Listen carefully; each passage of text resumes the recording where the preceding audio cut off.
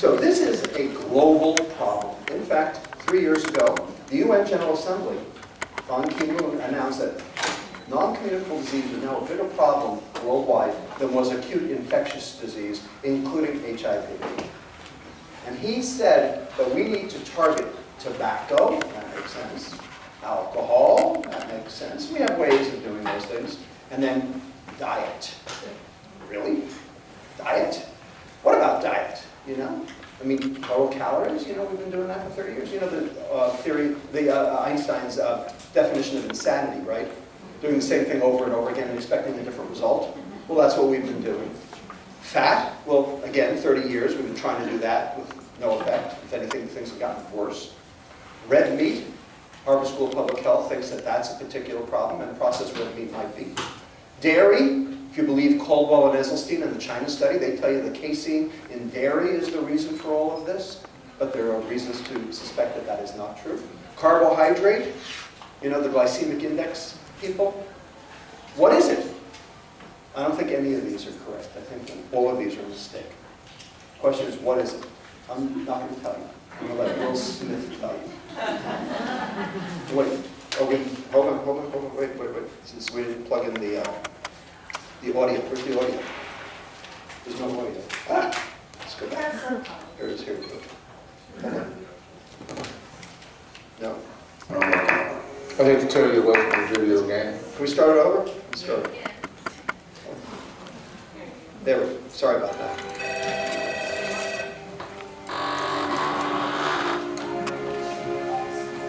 What? I guess I owe you some answers, Hoss. What, you feeling chatty all of a sudden? Sorry, I can't talk right now. I got some secret cases of my own I'm working on. I need to turn you away from your video game. All right, I'm hanging up. You know the most destructive force in the universe?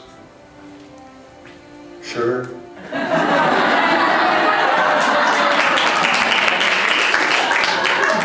You know, if Hollywood knows this, why don't you?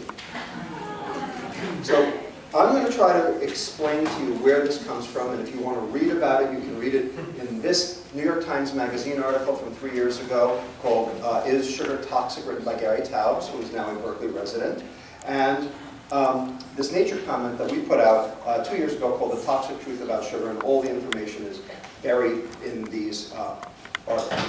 So, look, everyone will tell you we're eating more, right? We are. I don't disagree.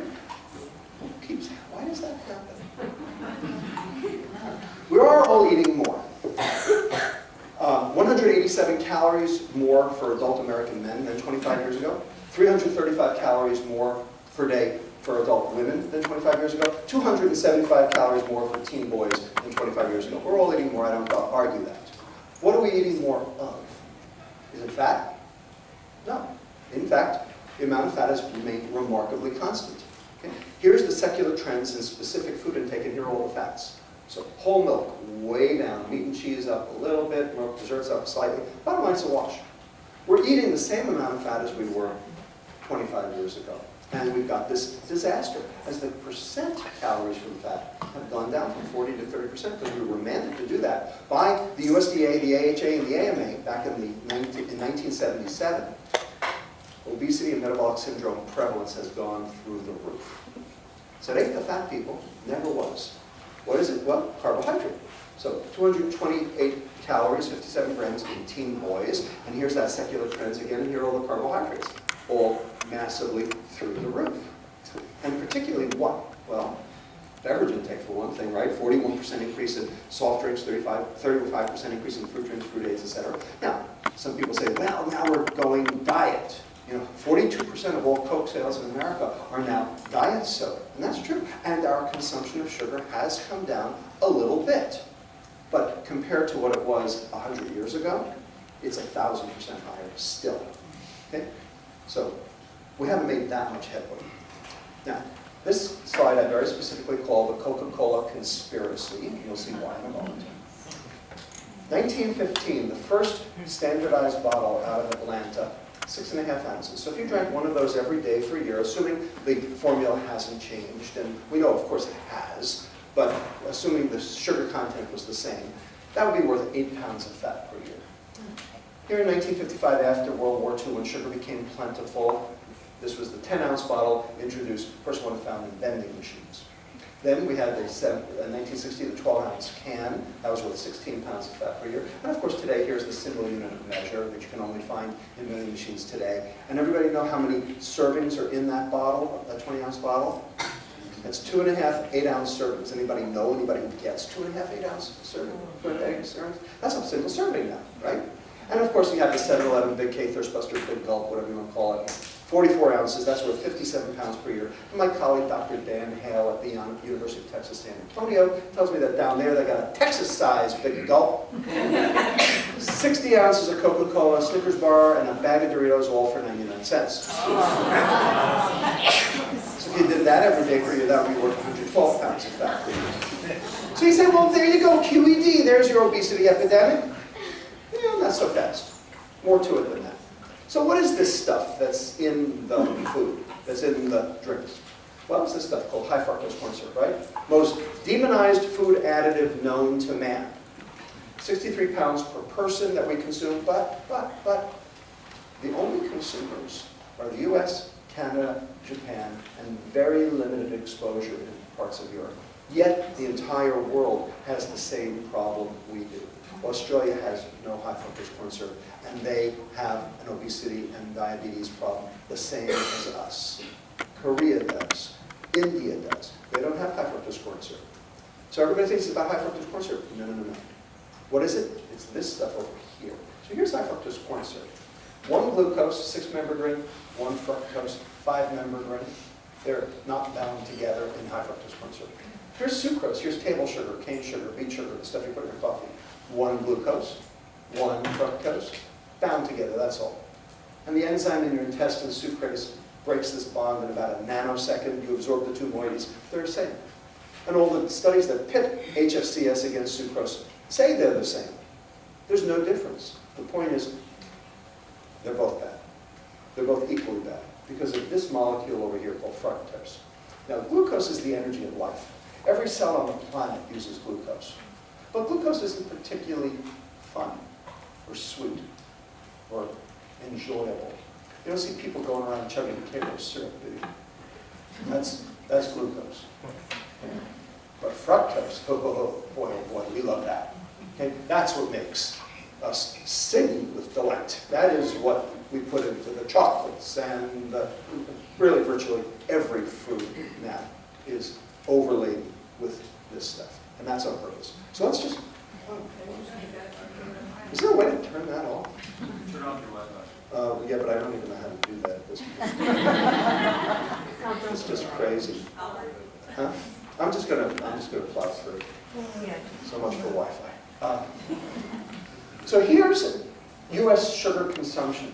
We used to consume about 4 pounds per year, getting fruits and vegetables out of the ground with the occasional honey. And over the course of time, we had the growth of the sugar industry here. There was stabilization before World War II. And here's the rationing that occurred during World War II. And then here's the advent of high fructose corn syrup over here. And then now you can see the little bit of a decline because of the obesity epidemic that's occurred. Everybody's with me? Yeah. Okay. Now, if you believe the American Heart Association, and I helped contribute to this document, this would be the threshold for how much sugar per year we were capable of consuming without getting into trouble. If you believe the theoretical threshold for alcohol, that would be the amount that you would consume without getting into trouble. Everybody with me so far? Now, when did chronic metabolic disease first rear its ugly head? Anybody know when we first thought that there was a problem? 1924, when Haven Emerson, the Commissioner of Health of New York City, noted that diabetes rates had increased 7-fold over the preceding 20 years as sugar became more plentiful. The next time, 1931, when Paul Dudley White, who was the chairman of cardiology at Mass General, who was Eisenhower's cardiologist when he had his heart attack, published his famous treatise on heart disease and said that heart disease was going through the roof. And when was the next time after that? 1988, when we recognized that we now have adolescents with type 2 diabetes, a disease we'd never seen previously. 0 cases of type 2 diabetes in adolescents in 1980, and now there are 57,000. Okay, everybody with me? Now, this is a temporal relation. This is by no means causation, and I know that. Here's what's going on worldwide. So here's that American Heart Association, 150 to 200 calories right here with that they suggest. Okay? And here's the rest of the world. You can see that pretty much everybody's over it. And that's why everybody's getting sick. Everyone's getting sick. China now has a diabetes prevalence of 11%. They're worse than us. We have a diabetes prevalence of 8.3%. Yet China isn't nearly as obese as we are. And that's because it's not about obesity. It's about diabetes. Obesity doesn't cost money. Diabetes costs money. Now, how did we get here? How did this all occur? So if you're interested in the history of this, and you should be, okay, you can start with this National Geographic article that came out back in August on sugar, which was really, it was called Sugar Love, is what it was called. And it's really very good by Richard Cohen. But I'm more interested in what's happened in the last 35 years, that created this disease epidemic, because that's my job, is to fix that. So this is the perfect storm from 5 separate political winds that just swirled all at the same time to create this veritable tsunami. So, storm number 1, the fall of Cuba. The fall of Batista. This was our sugar fix. And this forced the Fruitful brothers out of Cuba and into Florida, where they started U.S. Sugar, which is now the biggest sugar producer here in the United States. And they, by the way, have bought influence with virtually every political person in Washington ever since. Anybody familiar with the Senator Cory Booker? From Newark, New Jersey, right? He was mayor of Newark. He wasn't senator 10 minutes before he was being wined and dined on the Fruitful's yacht in Key Biscayne, called the Azúcar. Okay. Second, Richard Nixon in 1971 recognized that fluctuating food prices caused political unrest. And he had a whole lot of political unrest going on in this country, as you remember. And he was dealing with poverty, he was dealing with Vietnam, and he said to his agriculture secretary, Earl Rusty Butts, love that name, make food cheap. Make food cheap. Up to that point, some of the older people in the audience like me will remember that the U.S. Department of Agriculture used to pay farmers not to grow certain crops. That stopped.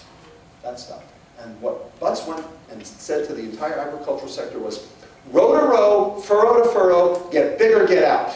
That was his advice to the agricultural industry. And guess what? They did.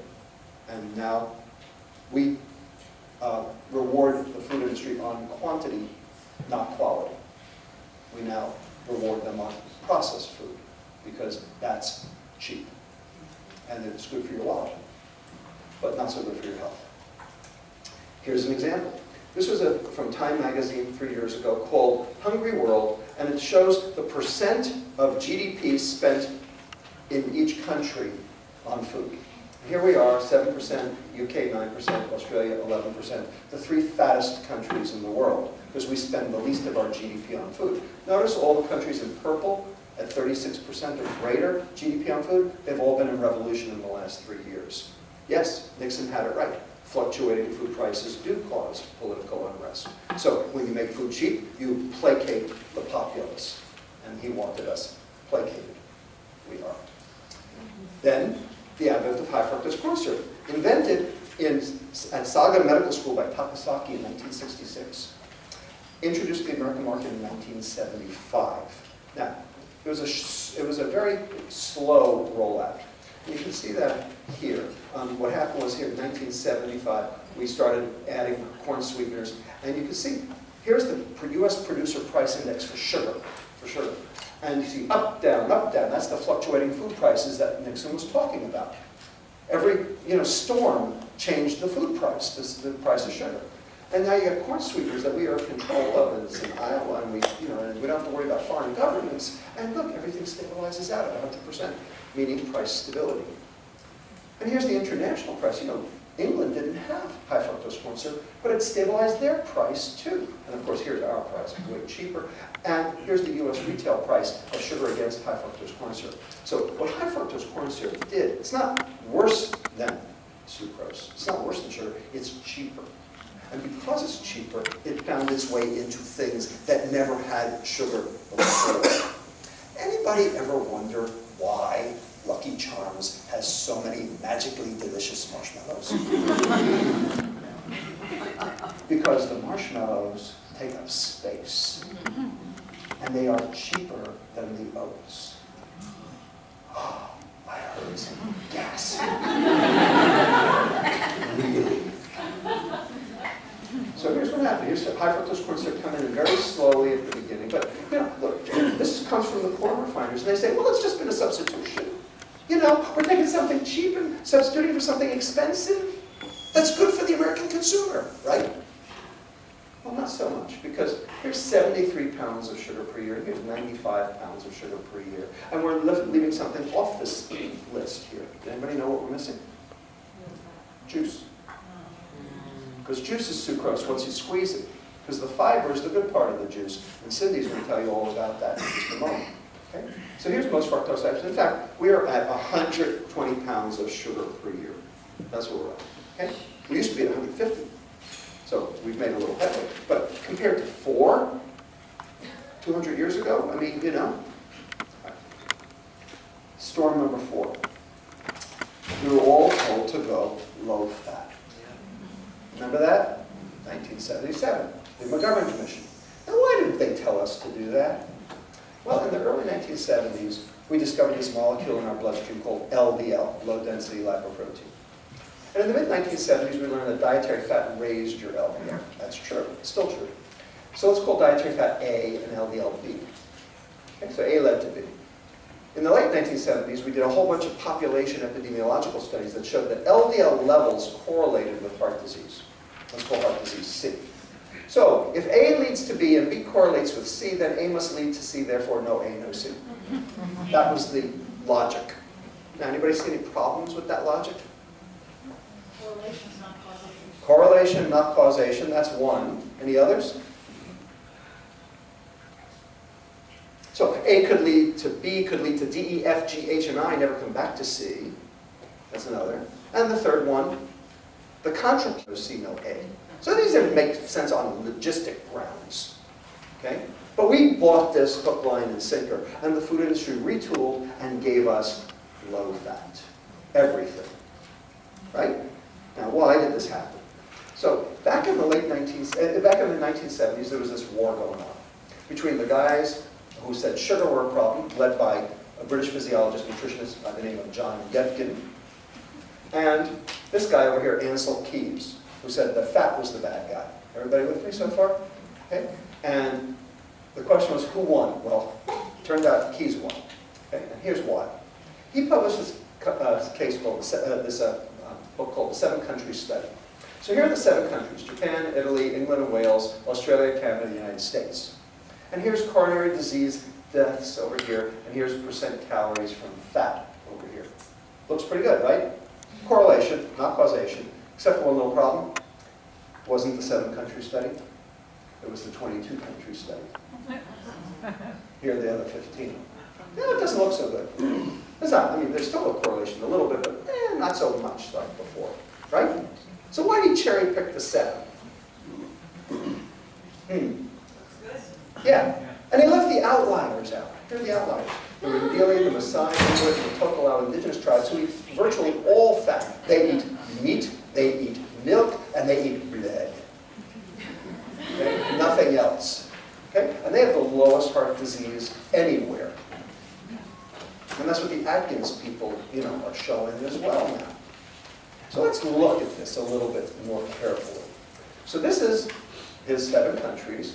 And here's what he said. This is from his own work on page 262. He said, the fact that the incidence rate of coronary disease was significantly correlated with the average percentage of calories from sucrose, sugar, in the diet, is explained by the intercorrelation of sucrose with saturated fat. Sucrose correlated with saturated fat. In other words, donuts. These guys eat donuts. These guys don't. Partial correlation analysis shows that with saturated fat constant, there was no significant correlation between dietary sucrose and the incidence of coronary heart disease. Now, anybody here ever do a linear regression analysis? Anybody? In order to do a linear regression analysis, you have to do two linear regression analyses. You have to hold one thing constant and show that something doesn't work, then you switch it around and you should hold the other thing constant and show that the other thing still works. You don't need a partial. Why do you do a partial? You need to do the whole thing. How come? It didn't work, probably. We don't know. He didn't publish it, and it was done before computers, and he's dead, so I don't know. But, you know, as far as I'm concerned, there's a whole, you know, as big as, you know, the one in the U.S. that's cold, you know, to drive a truck through. But this started the low-fat craze. Yudkin was thrown under the bus, Keyes won, and we all went low-fat. Now, the content of low-fat home-cooked food can be controlled. But you know what? Low-fat processed food tastes like crap. It tastes like parsley. Okay? We had to substitute something. Well, substitute carbohydrate. Which carbohydrate? Well, hydrogen corn syrup or sucrose. And here's the formula for snack loss. Okay, and they're still with us. 2 grams of fat down, 13 grams of carbohydrate up, 4 of which are sugar. Now, which was it, the fat or the sugar? If it was the fat, this was good. If it was the sugar, not so good. Here's Berkeley Farms, here we are in Berkeley, Berkeley Farms low-fat milk that is being served in your schools today. So here's the regular 1%, 130 calories, 15 grams of sugar. And here's the Berkeley Farms 1% chocolate milk, 190 calories, 29 grams of sugar, high fructose corn syrup, second ingredient. So when you consume a glass of Berkeley Farms chocolate milk, you're consuming a glass of milk plus a half a glass of orange juice. Now the question is that okay? But the dietitians in the school district say, well, we got to get our kids to drink milk somehow. And it's true. Skim milk tastes like dishwater. But you know, I grew up drinking whole milk and it tasted perfectly fine. And if the problem is the sugar, not the fat, why don't we just bring milk back? Because you know what happens to the milk fat after they take it out of the milk? It becomes cheese or ice cream. And we have tripled our consumption of both of those, which is why the fat hasn't gone down. Duh. And number 5. Are you getting mad yet? Number 5. The third worst hurricane in U.S. history didn't even hit our shores. So everybody knows Katrina and Sandy. This was Hurricane Allen. Okay? Destroyed the Caribbean sugar crop. And that's when all of the soft drink and food producers said, holy crap, we have to have a supply of sugar that we control that doesn't come from offshore, that we have control over. And that's when HFCS started invading the Coke supply of America, resulting in 1985 in the complete reformulation called New Coke. Everybody remember New Coke? What did we do with it? We revolted. We hated it. It was too sweet. We said, bring back Coke Classic. And they did for 2 years. And then what happened? It was only Coke, right? This is it. Now it's called Coke, not New Coke. They slipped it in under the wire and didn't tell anybody. So that's what you're drinking. So as far as I'm concerned, we've had our food supply adulterated right under our nose with the addiction of fructose for palatability, especially with the decrease in fat, and as extensively as a browning agent. Because things brown better when you put sugar on them. Okay? That's why bananas brown. That's why you paint barbecue sauce on your ribs, you know, is to brown them better. Well, that's called the Maillard reaction. That's the aging reaction, the cellular aging reaction that actually causes cataracts, causes age spots, causes your kidneys to brown and your cartilage to brown. It's a disaster. Now, how are we going to fix this problem? Well, the only way to fix this is to fix the myths. And there are 3 myths that the food industry continues to promulgate. And you cannot fix this problem until you understand these three myths. Everybody with me? So tick them down as we go. Okay? They're all myths. They're all, excuse my French, bullshit. But you have to have the data and the science in order to be able to battle them, in order to dispel the myths. Here they are. Myth number one. It's about obesity. If it's about obesity, the food industry wins. And they win because, number one, why would you pick on any individual food if a calorie is a calorie, right? And there's exercise, and everybody is personal responsibility, which are the other ones we see. Okay? But it's about obesity. No, it's not about obesity. Because you don't die of obesity. Obesity is not even on the death certificate. Okay? It's about metabolic syndrome, and in particular diabetes, because that's the thing that's just gone absolutely hog wild through the roof. Okay? That's where the money goes. That's what we care about. That's what is killing us, is the diseases that travel with obesity. So here's how you have to look at this problem. Here's the US adult population.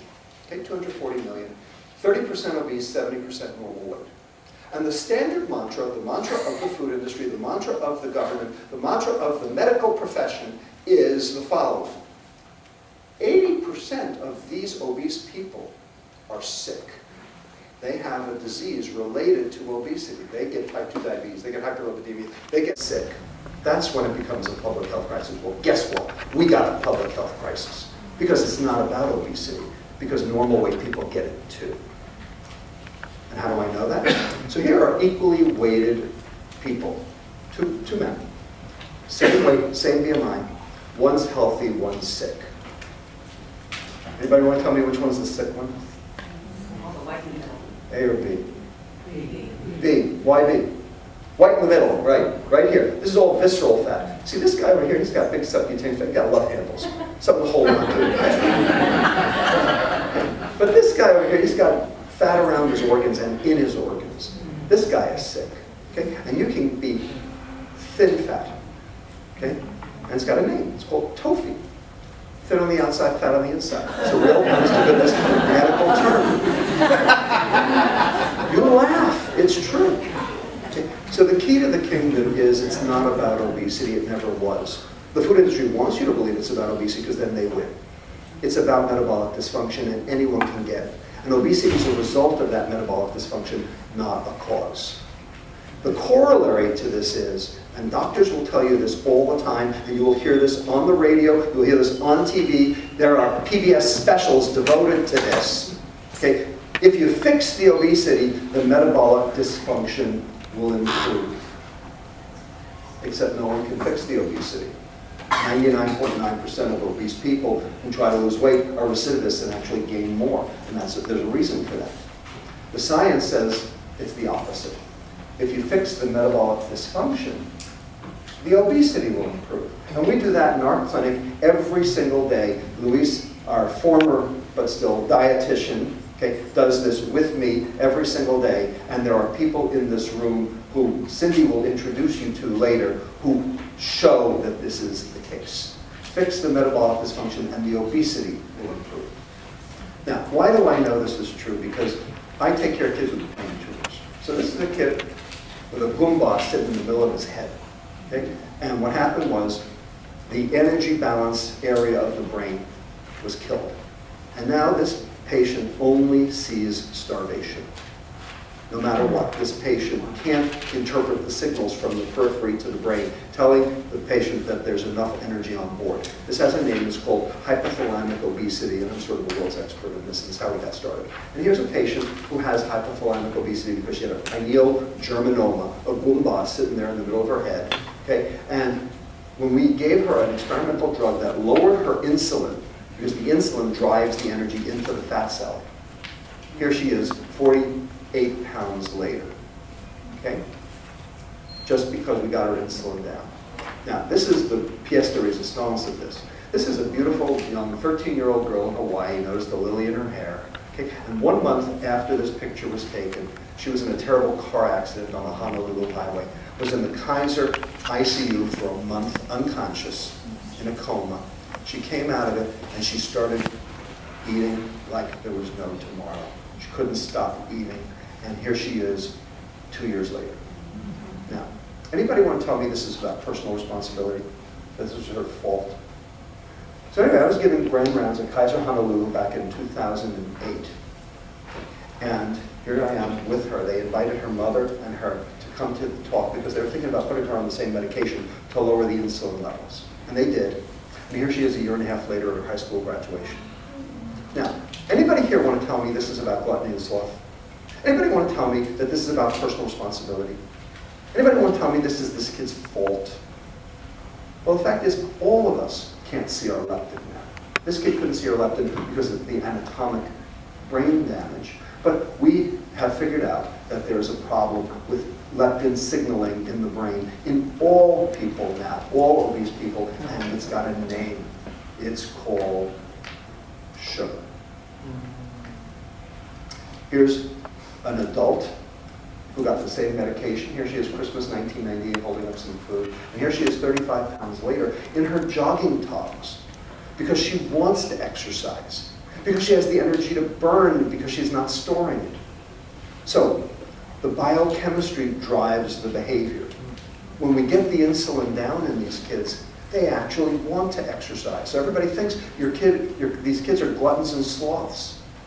And they are gluttons and sloths. I'm not saying they're not. But they're not fat because they're gluttons and sloths. They're gluttons and sloths because they're fat. And they're fat because their brain isn't getting the signal.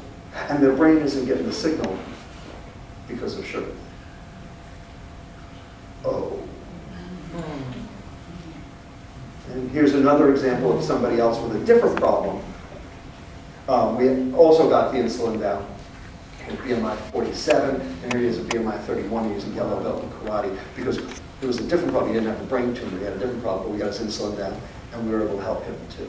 It's all about the insulin. Get the insulin down. Insulin's the energy storage hormone. Get the insulin down, and good things happen. And that's what we do in our clinic. Our clinic is an insulin reduction clinic. It is not a weight loss clinic. We get the insulin down, and then the weight comes of its own volition. Myth number 2. A calorie is a calorie. So, everybody thinks, doesn't matter, you eat more than you burn, you gain weight, right? This is Coca-Cola's coming together slide. Beating obesity will take action by all of us based on one simple common sense fact. All calories count, no matter where they come from, including Coca-Cola and everything else with calories. So you can get your calories from carrots, or you can get your calories from cheesecake, or you can get your calories from Coca-Cola, doesn't matter. A calorie is a calorie, makes no difference. Well, I don't believe in common sense. I believe in data. I believe in science. Okay? And the science says something completely different. Because what the science says is that some calories cause disease more than others, because different calories are metabolized differently, because a calorie is not a calorie. They want a calorie to be a calorie, because then why would you pick on Coca-Cola? Go pick on somebody else, or go pick on the kid for not exercising. But if a calorie is not a calorie, and there are certain calories that are more toxic than others, then maybe what we should be doing is getting rid of the toxic ones. Everybody with me? So this is the curse of processed food, because this is what processed food has done. There are 3 things too little and 5 things too much. Okay? So it's not all about sugar, but you'll see them all. Okay? Here are the 3 things too little. Write them down. Too little fiber, because fiber reduces your insulin. Too little omega-3 fatty acids, which are heart healthy. Too little micronutrients, which help detoxify toxins in the cells. Too much trans fats, but we know that now they're going to come down because finally the FDA decided that they were not recognized as safe. Too much branched chain amino acids, leucine, isoleucine, valine, you get from corn-fed beef, chicken, and fish. Too much omega-6 fatty acids, which you get from seed oils, canola and corn oil, polyunsaturated. Too much alcohol, but kids don't drink alcohol. And finally, the big kahuna, the one that blows everything else out of the water, sugar. Okay. Now, sugar is not the only thing wrong with processed food, but it's the fulcrum on which we can move to real food. Because sugar is the one that the food industry specifically adds for its own purposes, not for yours. Because they know when they add it, you buy more. That's what sugar is for. Now, the concept, is sugar toxic? So people say, how can it be toxic? It's natural. We've had it for thousands of years. Well, lots of things are natural and still, toxic. All sorts of things. So the definition of toxicity is the degree to which a substance can damage an organism. That's toxicity. And it doesn't distinguish acute versus chronic. So if something's acutely toxic, we know about it and the FDA regulates it. But if something's chronically toxic, for instance, say cigarettes, the FDA does not regulate it. So the requisites are that it must be an independent risk factor, exclusive of its calories, has nothing to do with the calories, and exclusive of its effects on obesity. And correlation is not enough, you have to show causation. That's my charge, and we've done it. So this is work from Harvard first, looking at heart disease mortality based on percent calories from sugar. So here's the histogram of the whole country, and it centers at around 18% of calories, 18. Okay, remember, the World Health Organization says 5, okay, but we're at 18% of calories. And here's the hazard risk ratio for heart disease death. And you can see that the inflection point's at 15%. So more than half the US population has an increased risk for heart disease death because of sugar. And if you're out here, which is where our teenagers are, at 30%, your heart risk disease death ratio is 4-fold higher. You're going to die 4-fold faster and 4-fold more likely because of the sugar you consume. Now this is a study that we did, and we published last year. And what we did is we took the Food and Agriculture Organization Statistics Database, which has total calories, fruits excluding wine, oils, fiber-containing foods, meat, cereals, and sugar crops, and sweeteners. And what we did was we regressed it against the International Diabetes Federation database for diabetes prevalence, country by country, over the decade, 2000 to 2010. And then we controlled for all the things that could confound it, like GDP, urbanization, aging, physical activity, and obesity. And we asked, what about the world's diet predicts diabetes over time? And the answer was sugar. Only sugar, nothing else. Here's the adjusted model of sugar consumption with diabetes. Changes in sugar availability predicted changes in diabetes prevalence, nothing else did. And not total calories. If a calorie is a calorie, then total calories should have related. It didn't. Every 150 calories extra that any country ate increased their diabetes prevalence by 0.1%. Nothing. But if those 150 calories happen to be a can of soda instead, diabetes prevalence increased 11-fold, by 1.1%.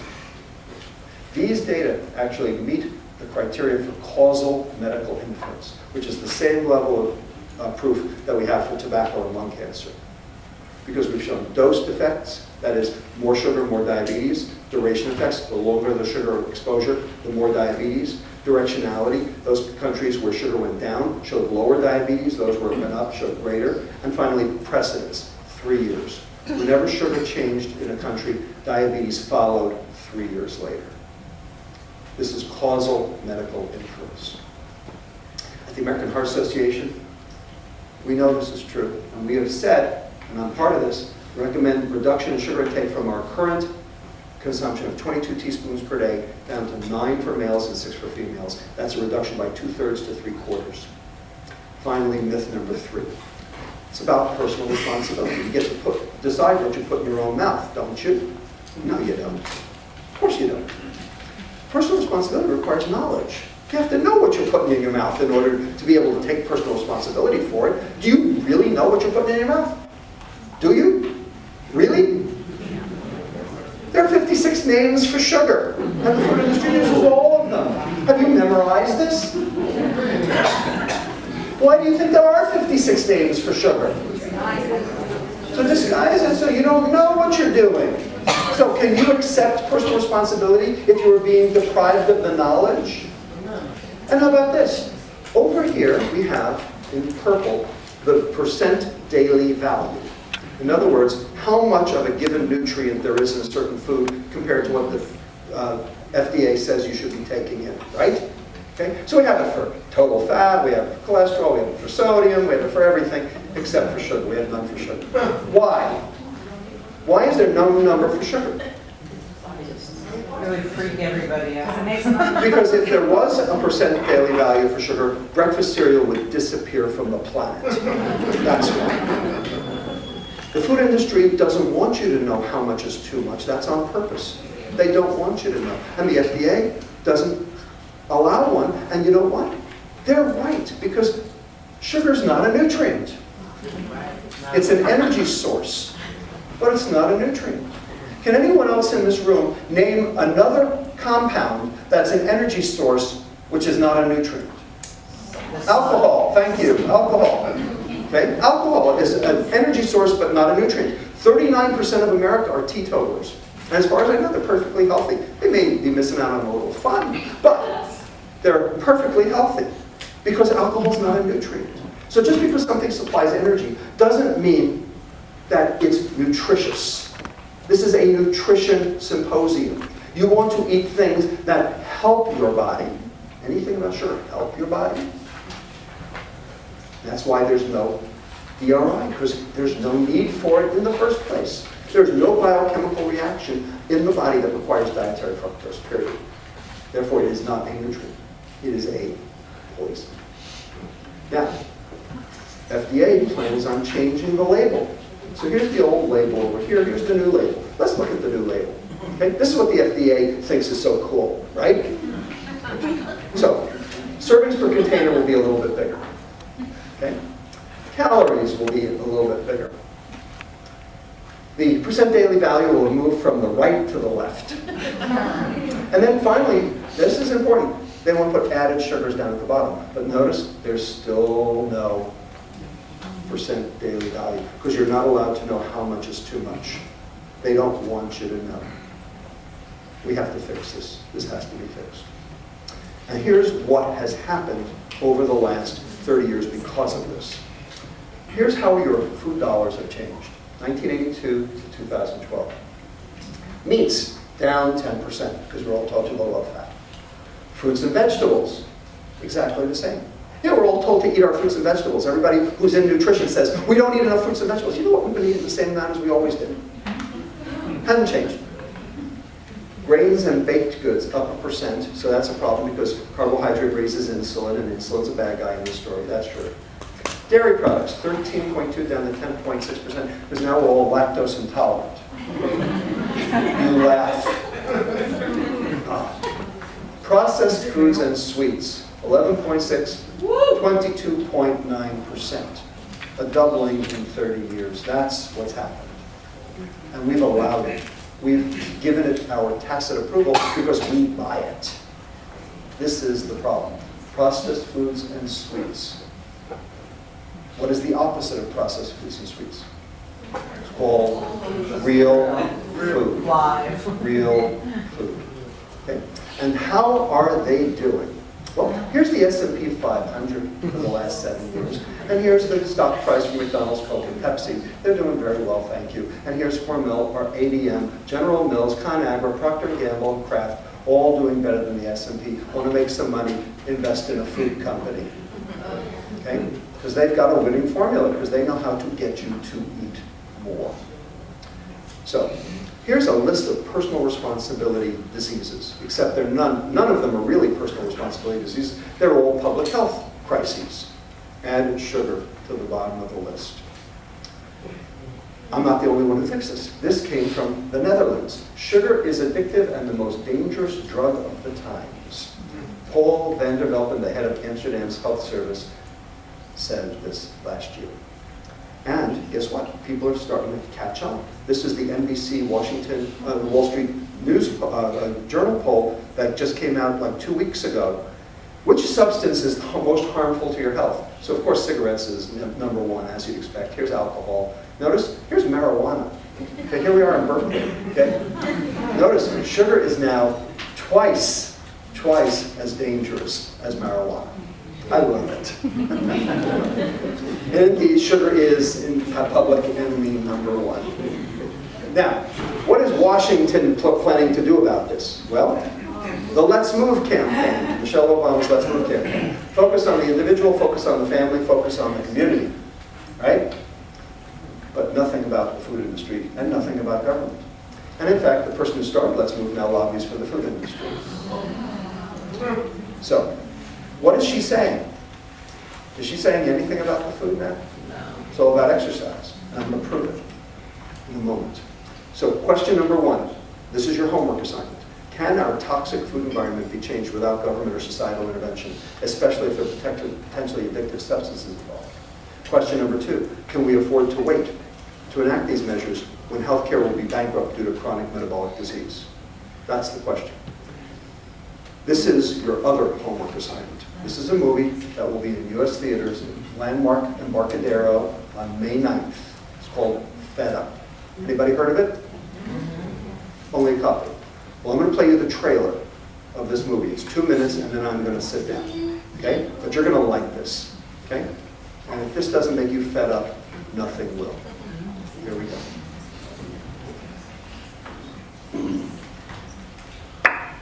The epidemic here is worse than previously estimated, much worse. The message has been pushed on us. It's your fault you're fat. It shouldn't be so hard to get them to run around and play, right? They have voracious appetites and they don't exercise enough. It's about how active our kids are.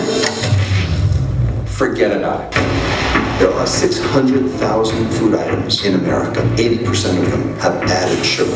Your brain lights out with sugar just like it does with cocaine or heroin. You're going to become an addict. You end up with one of the great public health epidemics of our time.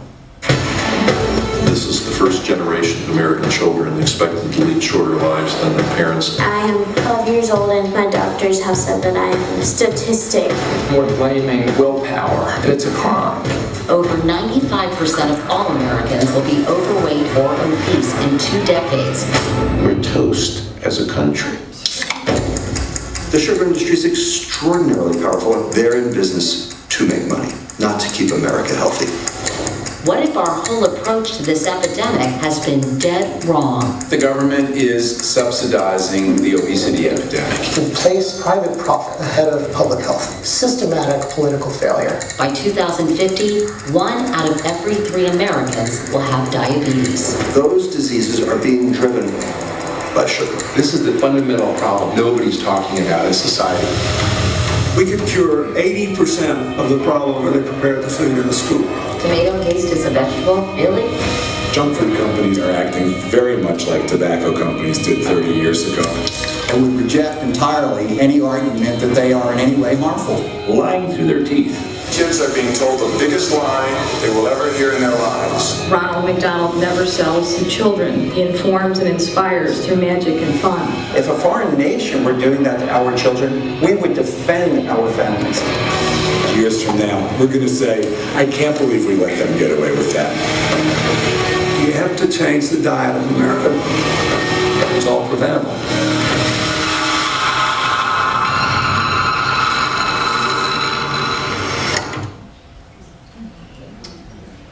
Are you fed up?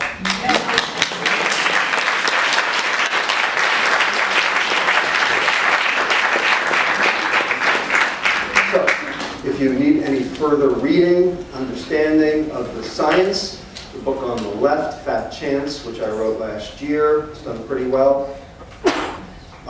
There's a shopping guide that you can get online. It's a Kindle, ebook edition. Sugar has 56 names, a shopper's guide, so you can actually figure out what the hell you should buy in the store. Okay, and then finally the Fat Chance cookbook, which are Cindy's recipes, and she's going to tell you all about what it does to help children get thin and get smart. Okay, and lastly, we've started a nonprofit to take on big food. It's called the Institute for Responsible Nutrition. We partnered with the Wellness City Challenge, also partnered with the Environmental Working Group, also partnered with the Union of Concerned Scientists, because there's going to be synergy in all of those forces going forward, because it's all about the science. And if you don't have the science, you can't get anywhere. Sometimes even when you have the science, you can't get anywhere. But we're going to do our best. And we want you all to know about it, and I want you all to go sign up. Right there, www.responsiblefoods.org. And you can contact me if you want any other information. My collaborators at UCSF, Touro University, the General, Stanford, Cindy and Heather and Kristen, who's here in the audience, the CTSI, Hastings, and having the opportunity to talk to you today. And go get fed up, would you?